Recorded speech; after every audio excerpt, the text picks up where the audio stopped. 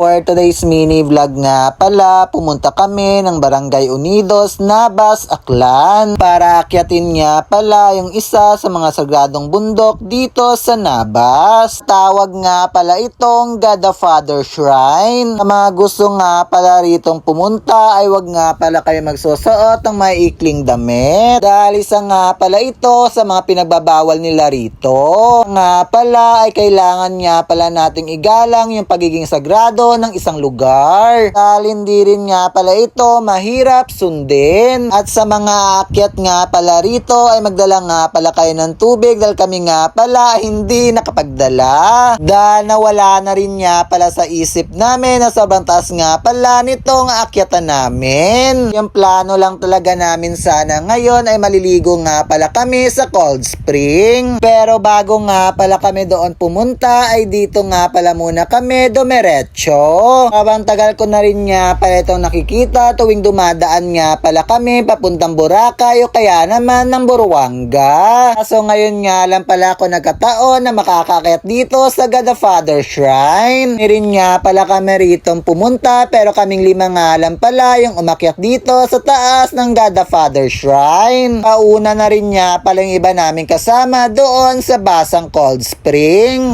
Sa habang puno nga pala kami sa sasakyan ay medyo mahirap rin nga pala yung daanan dahil medyo matagal rin nga pala kami rito kaya babalikan na lang kami. So habang nakakapagod rin nga pala yung pag-akyat rito pero pag makarating ka nga pala sa dulo ay sulit rin nga pala yung pagod mo. Kung makakarating ka nga pala sa pinakatuktok ay tanaw na tanaw mo talaga yung kagandahan ng karagatan at kabundukan. Sa habang nga pala ng inakyat namin ay nakarating na rin nga pala kami rito sa pinakatuktok. Sa unang beses nga pala na pag-akyat ko rito ay napawaw nga pala ako sa ganda ng tanawin. At sabang init nga pala ng panahon na hindi mo nga pala ito mararamdaman. Ganito rin nga pala kaganda yung makikita mo dito sa taas. Sa pag-akyat nga pala namin dito ay 3 beses nga pala ako nakaakyat sa isang araw lang. Dahil nahulog nga pala ng pinsan namin yung cellphone niya sa pag-akyat namin rito. Kalawang pag-akyat nga pala namin rito ay hindi nga pala agad namin nakita. Buti na nga lang pala sa ikatlong pag-akyat namin ay nakita na rin nga pala yung cellphone ng pinsan namin. So hindi nga pala kami yung nakakita kundi yung mga kasama nga pala namin na umakyat ulit dito sa taas. Kaya dito na lang muna. Paalam!